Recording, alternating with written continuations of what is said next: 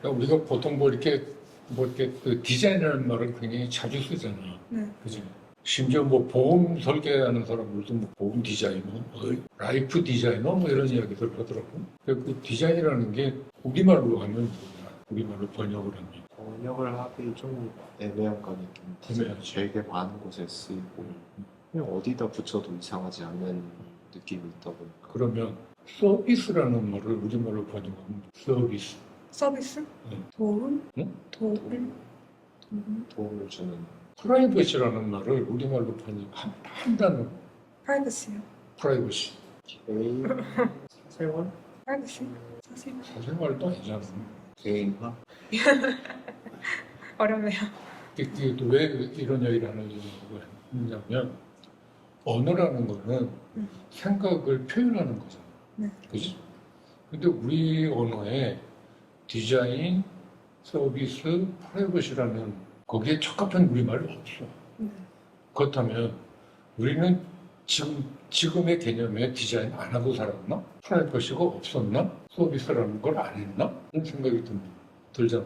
네. 그렇다면 거기에 해당되는 우리식의 표현 언어가 있을 거라. 그래서 나는 그거를 디자인은 우리말로 바꾸면 설계, 계획을 세우는 거야. 그다음에 서비스는 도리. 나는 건축가로서 서비스를 해야 되고 자네들은 예술가로 서비스를 어딘가를 해야 되고 그 서비스에 대한 걸로 대가를 받아서 살잖아. 그지? 그러니까 예술가로서의 도리를 하는 거고 건축가로서의 도리를 하는 거야. 도리라고 해석을 했고 그다음에 프라이버시는 예의야, 예의. 예의를 지키면 되는 거잖아. 내가 이제 왜 그 생각을 했느냐면, 그 예전에 어떤 공예 하는 그 유명한 양반이 벽지에다가 자기 집을 하나 지어달라고 그러면서 이 양반도 이제 같은 창작을 하는 사람이니까 설계는 디자인은 선생님 마음대로 하시는데 자기가 부탁이 하나 있대. 그게 뭐냐니까 아들 하나하고 딸 하나가 있는데 애들 방에 문에다가 이렇게 썸튼이라고 해가지고 닫고 안에도 꼭 누르고 닫히는 거 있어요. 잠기는 거. 그 장치를 하지 말아달래. 왜냐하면 그 이상한 별것도 아닌 장치 때문에 부모의 체면이 말이 아니게 되는데 어떤 경우냐면 내가 잘못해서 막 야단을 쳤어. 부모니까. 야단을 쳤더니 내가 화가 나가지고 심하고 집어들어야 문 쾅 닫고 탁 눌러버려. 그럼 나중에 밥 먹으러 나오라고 빌어야 되는데 엄마가. 그러니까 그 장치 하나 때문에 부모의 권위가 사라져버렸다. 그러면서 하는 이야기가 아들이든 딸이든 자식이 내 방에 아무나 들어와도 좋아요 할 때는 문을 반쯤 열어. 그다음에 나 지금 현재 간섭받기 싫으니까 들어오지 마세요 할 때는 문을 닫아놓으면 내가 들어갈 때 노크하고 들어가면 되잖아. 엄마지만 부모지만 문 빡빡 열고 들어가는 게 아니라 들어가도 되겠니? 라고 물어보고 들어가면 되는 거야. 서로 예의를 지키면 되는 문제인데 그걸 우리는 그냥 프라이버시 해가지고 온 집을 다 두드려 막어.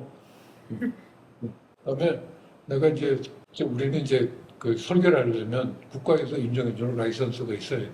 그 라이선스를 이제 따가지고 그것도 굉장히 어려운 시험이야. 그래서 그거 따가지고 이제 사무소를 이제 이렇게 개업을 하고 이제 영업 활동을 해야 되니까 이제 세무서에 사업자 등록이라는 거를 해야 돼. 그래서 사업자 등록증이 나왔다고 가져가려고 갖고 왔더니 업종에 뭐라고 써놨냐면 서업이라고 써놨어요. 그래서 이 서업이 뭐냐 그랬더니 서비스업이래. 그래서 내가 생각할 때 내가 왜 서비스업이지? 내가 뭐 술집의 웨이터야? 이상하다 그랬더니 그게 아니라 남의 일을 해주는 업이니까 내 집을 짓는 게 아니라 남의 집을 지어주는 일이잖아. 그러니까 이게 서비스업이라는 거야. 내가 왜 무슨 서비스하는 사람처럼 돼버리면 일 시키는 사람도 왜 서비스 안 하냐고 막 뭐라 그럴 거 아니야. 응? 이상한 거다고 생각해서 근데 그거를 나는 서비스를 도리라고 한 게 오늘 자네들이 우리한테 찾아왔어. 뭔가 어떤 어드바이스를 듣겠다고 찾아왔잖아.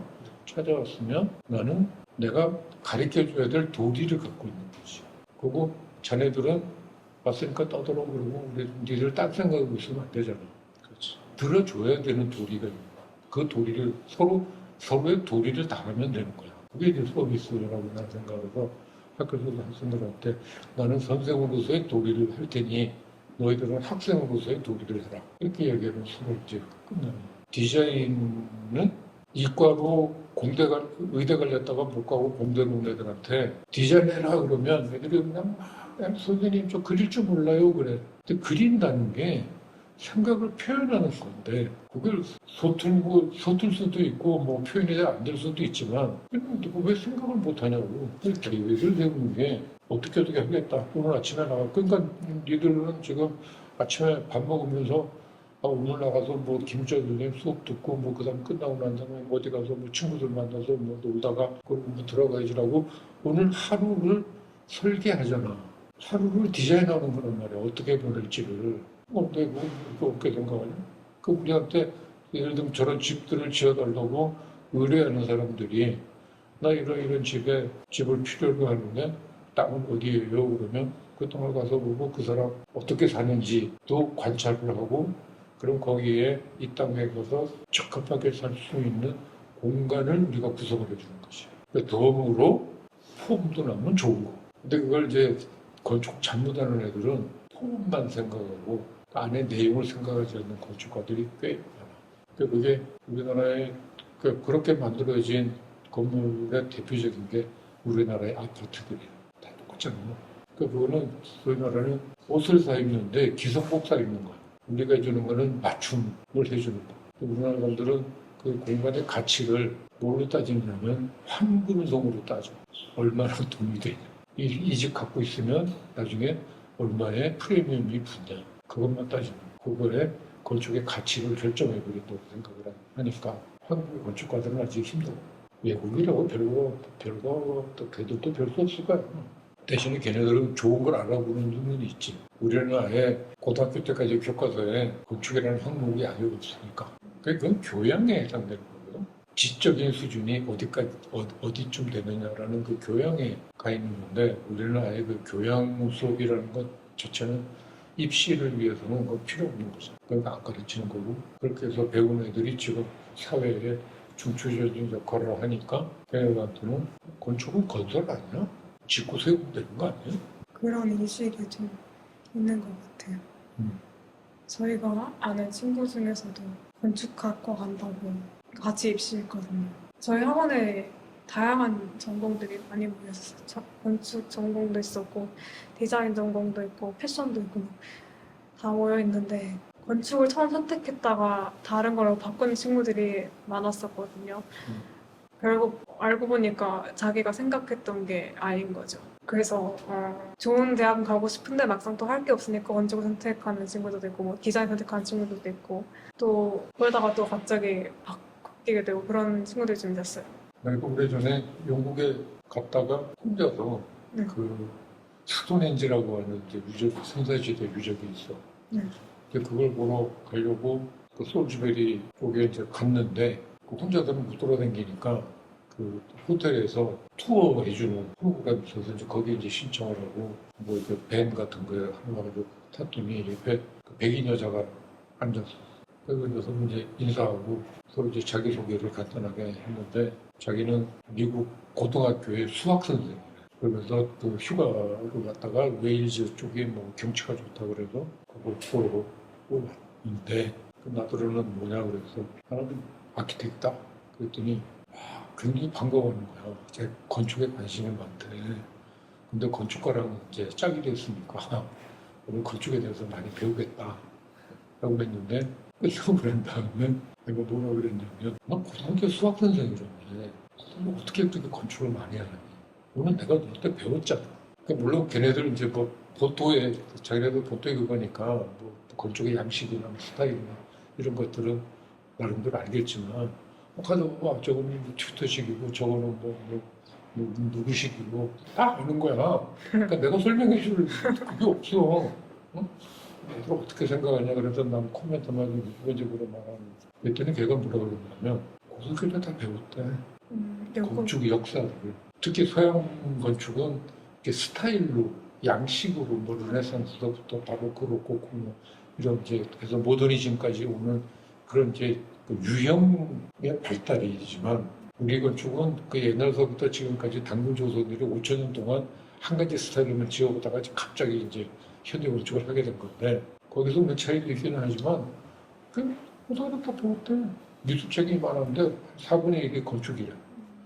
그런 식의 일반 교양을 갖고 있으니까 건축가 만나면 되게 반가워하고 너한테는 나 많이 배우겠어. 뭐 그러니까 그 문화적인 차이일 수도 있겠지. 그거는 그렇긴 한데 이제 현대 건축을 하고 있는데도 우리 건축하는 사람들 중에서도 이 박 선생이나 나 같은 정도의 생각하는 사람들 만나기가 쉽지 않아.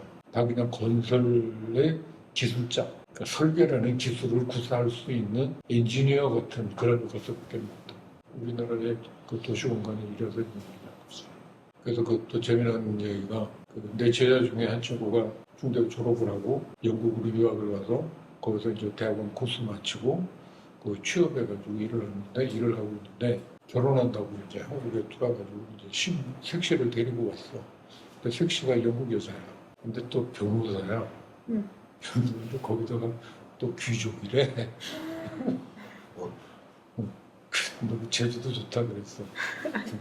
근데 그 와이프랑 인사를 하고 있길래 한국 어떠냐라고 이제 물었는데 인사말로 이제 물었더니 걔가 그 여자가 영국 여자가 무슨 이야기를 하냐면 자 한국 남편을 없어서 한국에 이제 처음 온 거야. 처음 오는데 기대가 너무 컸을 수도 있는데 한류의 본고장을 가는 거죠. 그러니까 한국은 뭐가 다른 게 있을 거라고 잔뜩 기대를 하고 왔는데 영종도 공항에 내렸더니 공항은 근사하더래. 근데 나와가지고 서울로 들어오는데 왜 도시 모양이 이래? 그러니까 특히 한강 올림픽 대로를 이렇게 오면 쫙 아파트잖아. 그것도 다 똑같이 생긴. 네. 그게 한국의 다른 점이죠. 그런 식으로. 그러니까 그러니까 나는 영국을 보면 좀 신기한 게 아방가르드는 다 영국에서 나와. 그렇죠. 굉장히 보수적인 기사도에서부터 그 귀족들 뭐 이런 걸 뭐 해가지고 소위 굉장히 보수적인 나라인데 이제 영국 가면 제일 그간 게 음식이 왜 이렇게 맛이 없냐? 그러는데 비틀즈도 영국에서 나왔지. 그것도 뭐 예술 분야에서도 뭐 이렇고 저렇고 하는 꽤 많은 해체주의도 영국에서 출발했죠. 어떤 그 새로운 시도를 게 나왔어. 근데 그게 뭐냐면 보수에 대한 반발로 튀어나온 애들이 세계적인 각광을 받는 그런 것 같아. 그러니까는 영국의 비틀즈처럼 한국에서 BTS가 나온 것도 우리 이 동네 분위기가 이래서 그래서 좀 나온 거 아닐까 싶기도 해. 요즘에 비틀즈니 그 세계적인 스타들이 나오는 이유가 동네가 워낙 깝깝해서 나오는 거 아닌가 싶은 것도 들어. 네덜란드는 좀 비슷하게 네덜란드도 현대예술로 넘어오면서 거기는 정말로 역사라는 게 없어. 뿌리가 없기 때문에 맨바닥에서 뭔가를 끄집어내야 되는 운명이었다. 그래서 새로운 거를 쥐어짜내 갖고 만든 굉장히 혁신적인 예술 분야에서도 그렇고 건축도 그렇고 새로운 것들을 많이 만들어. 그러니까 새로운 거에 대한 거부감 자체가 아예 없는. 그러니까 이게 보수적이라고 하는 게 소위 말하는 이제 매너리즘으로 들어가 버리면 그 보수가 되는 거잖아. 근데 이 사람들이 혁신이라고 하는 걸 받아들이지 못하는 이유가 우리 이렇게 잘해서 나 지금 성공했는데 나는 뭘 어쩌라고 바꾸라고? 왜 바꿔? 그래서 나는 내가 이 건축 쭉 해오면서 내가 갖고 있는 그 좌우명 같은 게 뭐냐면 내가 나를 카피하는 순간 나는 끝난다고 생각해. 내가 예를 들면 저거 하나 해가지고 히트를 쳤어. 저게 못하면 그 상이라는 상을 다 받은 건물인데 그렇다고 해서 내가 저기에서 머물러 버리면 그다음 또 모든 집을 저렇게 지으면 나는 또 할 일 없잖아. 그 재미도 없을 거고 그지? 일단은 우선 내가 흥미가 나가버리죠. 그러니까 저거 말고 뭔가 또 새로운 게 없을까? 더 좋은 게 없을까를 계속 찾아가는 건데 누나 그 찾는 게 귀찮아서 아니면 내 아이디어가 말라버려서 고갈이 되어서 그냥 지난번에 안 되고 이러면서 또 하지가 돼버리는 순간 나는 접어야 되는 거야. 그랬더니 또 소위 말해 우리나라에서 남 씹는 걸 좋아하는 사람들은 나를 뭐라고 크리틱을 하느냐면 콘스탄시가 항상성이 없대. 김인철 그러면 저 사람은 이런 스타일의 건축을 하는 사람이야 라고 이렇게 딱 카테고라이징을 하고 싶은데 그게 안 들어오는 거야. 자기네들이 만들어 놓은 프레임에 안 들어오니까 저 사람은 어디로 갈지 몰라. 칼빵실빵하는 것처럼 보는 거지. 그래서 나는 그게 아니라 저건 했으니까 오케이 끝. 그럼 저거 말고 또 다른 거를 나는 이제 찾아가는데, 그러니까 내가 주저앉는다는 이야기는 이제 내가 카피하는 거, 내가 나를 베끼는 거만 안 가면 어제까지나 이제 했지 모르는 건데, 저거 보면 내부 사진 지금 조그만 거 있다. 보여줄까? 저 안에 보면, 저 내가 이런 느낌. 앞에서 보니까 또 다르게 보여요. 사진이 아니라 공간은 실제로 가봐야 돼. 이게 저거는요? 저거 모양 아니에요. 그 약간 측면에서 본 거고, 저거는 이제 이쪽에 정면에서 본 거고, 옆에서 보면 그 벽들 사이사이가 더 트여 있고, 그 트여 있는 사이로 이 방 안에 있는 공간하고 밖에 있는 공간이 서로 이렇게 스며들어. 시간이 있으면 가보는 거를 적극 추천해요. 그래서 공간의 느낌이라는 게 도대체 무슨 말인지 가서 보면 잘 알 것 같아요. 클라이언트가 김동길 박사인데 돌아가셨잖아. 잘 정신을 모르지 않을까? 친구들은 금방에 맞죠. 김동길 박사? 뭔지 모르지. 그런데 잘 모르겠어요. 우리나라 지성계의 한 획을 그은 양반인데, 양반이 돌아가시면서 이 건물을, 이게 이제 이름이 김옥길 기념관이거든? 네. 이화여대 총장이었었던 양반. 이제 이 양반 누나인데, 그 누나의 기념관, 처음에 찻집 짓자고 해서 지었는데, 김옥길 기념관으로 이제 이름을 짓고 있는데, 돌아가시면서 이화여대에다가 기증을 하고 있어요. 김동길 선생은 이제 자기 재산으로 자기 땅에다가 지었는데, 그걸 이제 이화여대에다가 기증을 하고 간 건물인데, 그런 이런 것들이 이렇게 막 신문에도 날 정도로 하나 이제 건축계에서는 사건 같은 게 된 거지. 이렇게 보니까 완전 다르네요, 느낌이. 다른 건물인 줄 알았어. 그래서 이런 건물을, 이런 형태를 만들기 위해서 틀을 짠 거예요. 어마어마한 틀을 짜고 저기다가 콘크리트 부어놓고 이렇게 때려요. 마지막으로 하나만 더. 아까 그 한국에서 아쉬운 게 아파트 형식이 건축이 아니라 그냥 다 똑같이 그렇게 만드신다고 했는데, 그러면 혹시 가장 마음에 드시는 건축 같은 게 있으신지 한 번씩 얘기해 주실 수 있을까요? 건축가? 건축물 한 건축물? 가장 마음에 드시는 이런 게 진짜 건축이다 하는 거. 그런 거 물으면 우리가 하는 또 이제 대답의 정석이 있어. 그러니까 누가 나한테 당신 대표적인 뭐냐 물을 거야. 그러니까 그러니까 일반적으로 한국에서 제일 좋은 거, 내가 좋아하는 건물이 뭐냐라고 물으면 당연히 나는 건축가니까 나는 내 거 갖고 얘기를 할 거 아니야. 네. 그래서 또 항상 하는 대답은 넥스트 원이야. 수도원이라는 건물이 있는 게 아니고 건물이 아니라 내 다음 프로젝트. 내 다음 프로젝트가 내 대표작이고. 같은 난 김옥길 있는 건 좋아해. 그리고 나는 솔직히 현대 건축은 뭐 김옥길 기념관 제외하고는 큰 감흥을 주는 건 없고, 물론 내가 다 알지는 못하지만 고건축은 꽤 있어요. 전통 건축들이 정말 좋아. 이게 나는 굉장히 이 전통 건축이 하나의 모티브가 돼서 만들어진 거야. 그리고 현대적인 감각으로 표현을 한 거지. 건축 강의를 해야겠는데. 자, 내가 여기 공간을 만들려면 네. 이런 물체가 있어야 된다. 그지? 네. 이런 물성으로 이렇게 둘러치고 뚜껑까지 덮어야 그 안에 공간이라는 게 생기잖아. 근데 이런 식으로 경계를 확실하게 만들어서 짓는 건축은 서양식이야. 서구에서는 이렇게들 집들을 지었어. 왜냐하면 맨날 싸움박질하니까 집이 하나의 생명을 보호하는 쉘터로 역할을 했어야 된단 말이야. 그러니까 튼튼해야 돼. 무너지지 않고 적이 쳐들어왔을 때 방어의 기능도 가져야 된다. 그러니까 굉장히 단단한 껍질을 가진 공간을 만들었던 게 유럽의 건축이고, 그 유럽의 건축이 이 만드는 방법에 따라서 이제 스타일이 굉장히 다양하게 바뀌어. 여기 장식도 붙이고, 이제 뭐 지붕도 뭐 빼쪽하기도 했다가 뭐 도움도 됐다가 뭐 하는 그런 식으로 이렇게 바뀌어. 근데 한국의 건축은 이게 이렇게 돼 있지 않고 이렇게 된 상태에서 여기도 없어. 그러니까 공간이 지나고, 이게 아까 말하는 여백하고도 관계가 되고, 그리고 집이 다 이렇게 외부하고 내부를 한 그릇 딱 끊듯이 단절하는, 그러니까 이분법으로 나누는 공간이 아니라 바깥에 들어오기도 하고 내부가 나가기도 하고. 예를 들면 왜 우리 한옥에 털마루 있지.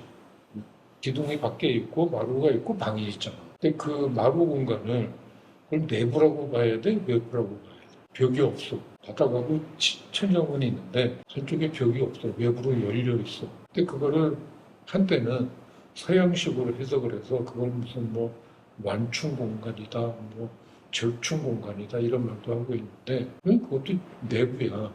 내부인데 외부인 내부야. 그것처럼 우리는 공간을 이렇게 닫아서 만들지 않고 열어서 만들었어. 열어서 만든 이유는 그 주변의 환경을 다 내 걸로 만들기 위해서. 그러니까 아파트처럼 만들어 놓고 그 30평 안에 딱 갇혀서 사는 게 아니라 열어서 눈에 보이는 것까지가 다 내 공간으로 만들려고. 그게 우리 전통 건축의 하나의 특징이고 한국 건축을 만드는 건데 그런 예는 뭐 우리 전통 주택도 있고 전통 사찰 절들도 있고 또 옛날에 학교 서원이라고 하는 그런 데들도 많고 뭐 궁궐도 그렇고 그런 데들이 많아서 뭐 청덕궁이나 경복궁이나 뭐또 그런 궁궐들 같은 데 가봐도 되고 또 북촌 한옥 같은 경우에는 그거는 완전히 현대화된 한옥들이에요. 일제시대 때 집장사들이 만든 한옥이기 때문에 거기서 무슨 특별한 걸 찾을 수는 없지만 하여튼 뭐 모여있는 모양 같은 게 좀 특이해서 사람들이 관심을 갖는 것인데 실제로는 그 공간, 우리의 공간은 이런 식으로 열린 자세로 그런 건데 열려 있는 이유는 그 땅이 가지고 그 집이 놓이는 그 땅하고 관계를 맺기 위해서 그러니까 집만 혼자 떨렁 있는 게 아니라 환경하고 같이 있으려고 하는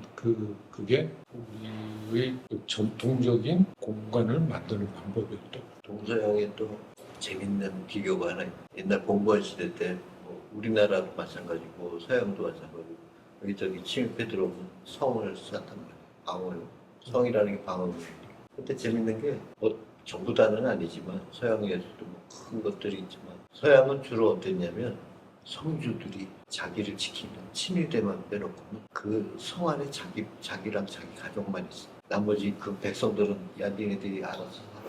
그리고 문 닫아 걸고 성 안에 딱 들어가 있는데 우리나라는 옥성 같은 걸 보면 알겠지만 행주산성 뭐 이런 거 보면은 역사에 나오잖아요. 그 백성들하고 같이 들어가고 여기 서들어오면 같이 일도록 그랬는데 이게 성도 되게 널찍하고 그 안에 심지어 농사할 수 있는 땅도 있고 그 안에 모든 것들이 다 갖춰져 있어서 다 들어오고 뭐 입사했을 때는 뭐 그게 뭐 행주에다가 돌 싸갖고 막 외부한테 던졌다며 그게 뭐 사실인지 아닌지는 뭐 아직 모른다고 하지만 어쨌든 그런 자세가 좀 동서양이 차이가 많이 있더라고요.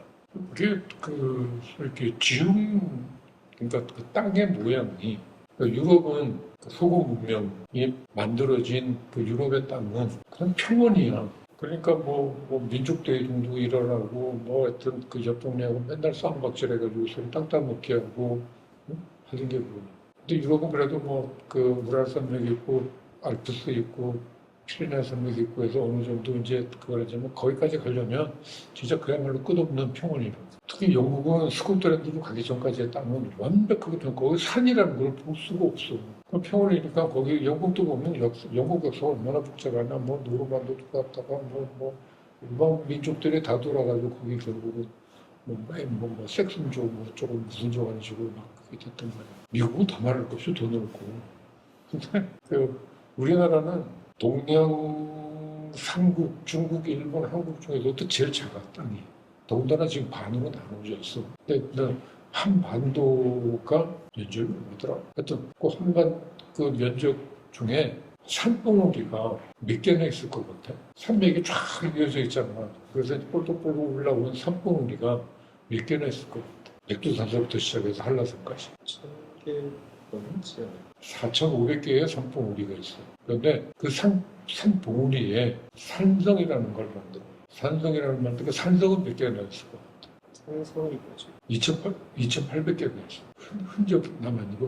온전하게 행주산성이나 뭐 이쪽에 아차산성이나 이런 것들도 유구가 남아있는 데도 있지만 다 흙먹어져서 더 이상 안 쓰니까 흔적까지 다 하면 2,800개가 있어. 그건 무슨 이야기냐면 우리 한옥은 그렇게 열려있는 집이니까 전쟁이 나면 그냥 당할 수밖에 없는 거예요. 그 방어의 기세가 하나도 없어. 그 압록강에 누가 쳐들어왔다. 뭐 부산포로 뭐 외놈들이 들어왔다. 그러면 다 산으로 도망가. 그래가지고 산에서 농성하는 거야. 그 하면서 쳐들어 올라오면 위에서 뭘 싸우겠어. 백병전을 하는 게 아니라 돌. 그래서 우리나라가 양궁에서 맨날 우승하는 거야. 우리 그 DNA에 들어있다니까 그게. 그러니까 그런 식으로. 그리고 그게 우리 역사에서 내가 배울 요즘에 어떻게 배우는지 모르겠지만 한국사를 배울 때 우리는 큰 전쟁을 자주 겪었다라고요. 거란한테 당하고 몽고한테 당하고 또 청나라 여진족한테 당하고 일본한테 당하고 이런 식으로. 그런데 그걸 유럽의 전쟁사에 비하면 아무것도 아니에요. 100년, 200년마다 한 번씩 전쟁을 했어. 전란이 있었어. 평상시에는 열린 집에서 자연하고 같이 편안하게 살다가 전쟁 났다. 그러면 일단 피했다가 걔들 좀 가고 나면 다시 내려서 살고 그랬단 말이야. 그러니까 집을 하다못해 집이 허술하면 담이라도 높게 쌓았을 텐데 그 담이라는 게 넘으려면 얼마든지 넘어갈 수 있는 그런 담들이잖아. 한옥의 담이라. 이게 뭐 방어용으로 아니면 내부를 보호하기 위한 수단으로 공간을 만들지 않았다고. 그게 결국은 땅의 또 형국이 거기에 사는 사람들의 삶을 결정을 하고 그 삶을 표현하는 방법이 건축으로 나타나는 거죠.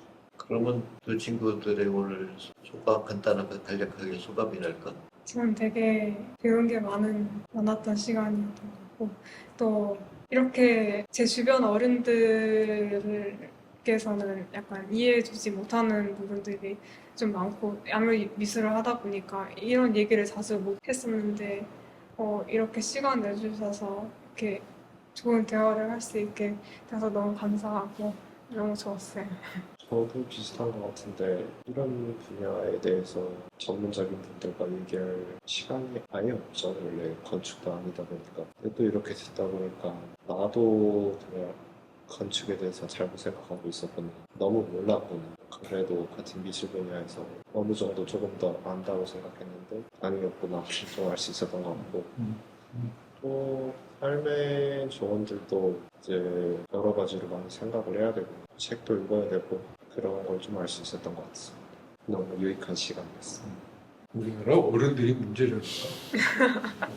희망은 자네들. 응? 그래서 이게 엔딩 스피치가 될지도 됐겠다. 그러니까 오늘 이렇게 같은 시간을 보냈잖아. 이것도 인연이라는 거야. 근데 내가 세상을 떠나기 전에 자네들이 짠 하고 나타났으면 좋겠어. 언젠가 그림 하나씩 들고 저 요즘에 이런 걸로 성공했어요 라고 나타나줬으면 좋겠어. 그리고 오늘 이렇게 우리 시간을 썼잖아. 서로 시간을 썼던 게 서비스 했죠. 서비스를 한 건데 서비스로 자네들이 해야 될 서비스는 이제 언젠가 어느 날 선생님 저 성공했어요 라고 나타나는 거야. 오케이? 즐거운 시간.